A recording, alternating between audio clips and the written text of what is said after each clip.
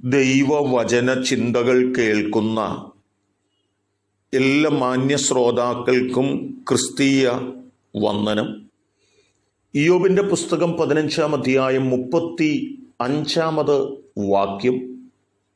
അവർ കഷ്ടത്തെ ഗർഭം ധരിച്ച് അനർത്ഥത്തെ പ്രസവിക്കുന്നു, അവരുടെ ഉദരം വഞ്ചനയെ ഉരുവാക്കുന്നു എന്ന പദമാണ്.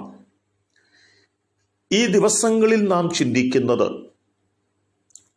തിന്മ പ്രവർത്തിക്കുന്നവരുടെ ജീവിതത്തിൻ്റെ അവസാനം എങ്ങനെയാണ് എന്ന് ചോദിക്കുകയാണ്.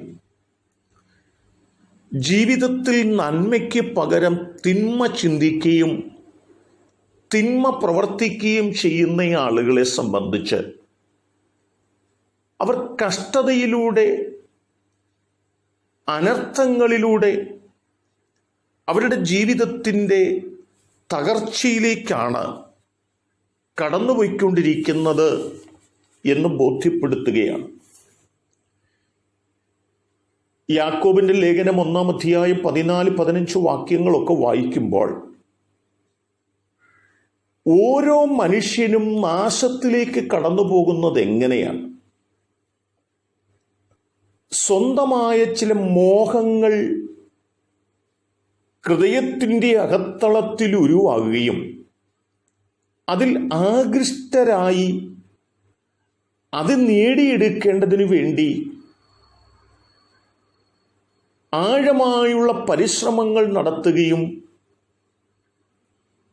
ആ സ്വന്തമായി വന്ന മോഹം അത് ഗർഭം ധരിച്ച് പാപത്തിലേക്കും, പാപം നമ്മെ നാശത്തിലേക്കും മരണത്തിലേക്കും കൊണ്ടുപോകുന്നു എന്നുള്ളതായ വസ്തുതയാണ്. പെട്ടെന്നുണ്ടാകാൻ ആഗ്രഹിക്കുന്ന ചില നന്മകളുടെയും ഉയർച്ചകളുടെയും ഒക്കെ പിന്നിൽ പ്രവർത്തിക്കുന്നതായ ചില പ്രവർത്തികൾ നമ്മുടെ പ്രതീക്ഷയ്ക്കൊത്തവണ്ണം നമുക്ക് നേടിയെടുക്കാൻ കഴിയാതെ വരികയും അത് നമ്മെ നാശത്തിലേക്ക് നയിക്കുകയും ചെയ്യാറുണ്ട് എന്നുള്ളത് തന്നെയാണ്. 1-ാം സങ്കീർത്തനത്തിൻ്റെ 1-ാം വാക്യം നാം വായിക്കുമ്പോഴും ഓർമ്മപ്പെടുത്തുന്നത് നാം ദുഷ്ടന്മാരുടെ ആലോചന പ്രകാരം നടക്കേണ്ടവരല്ല,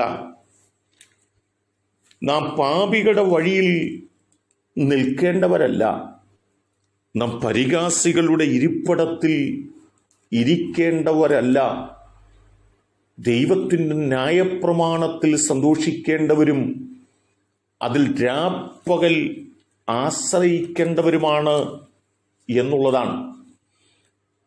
എന്നാൽ എന്തു പറ്റി? 15-ാം സങ്കീർത്തനത്തിൽ പറയുകയാണ്, നിഷ്കളങ്കനായി നടക്കേണ്ടതിന് പകരം തൻ്റെ ദ്രവ്യം പലിശയ്ക്ക് കൊടുക്കുകയും കുറ്റമില്ലാത്തവന് വിരോധമായി കൈക്കൂലി വാങ്ങുകയും ഒക്കെ ചെയ്യുന്ന ഒരു മനോഭാവത്തിലേക്ക് നമ്മൾ മാറി. അത് നമ്മെ എവിടേക്ക് കൊണ്ടുപോയി? അത് നമ്മെ നാശത്തിലേക്ക് കൊണ്ടുപോയി എന്നുള്ളതാണ്. ആകയാൽ ഈ ദൈവത്തിൻ്റെ വചനം നമ്മെ ഓർപ്പിക്കുന്നത്